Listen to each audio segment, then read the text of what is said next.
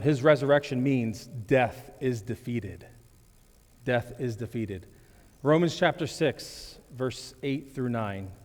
And since we died with Christ, we know we will also live with him. We are sure of this because Christ was raised from the dead and will never die again. Death no longer has any power over him.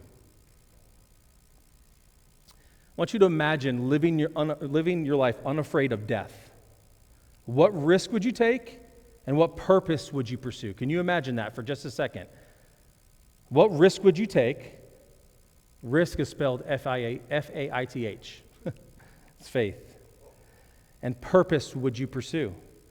If death no longer has the final word, who would you forgive faster?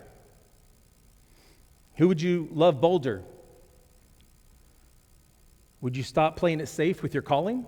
If death lost its sting, would you actually go for it?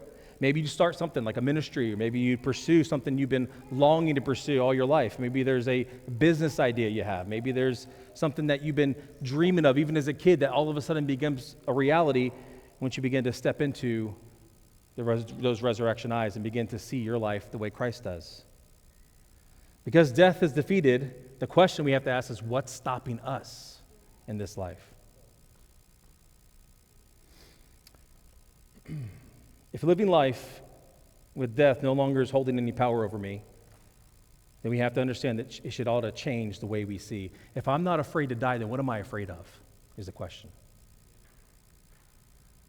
If you as a believer are not afraid to die, then what are you afraid of? Because if you're afraid of something, then you got something backwards here. See, death used to be final, but it's not now. So we don't have a fear for that. So if we don't fear dying, then there should be nothing holding us back to what we believe that God's placed in our hearts. And that's what the power of the resurrection is.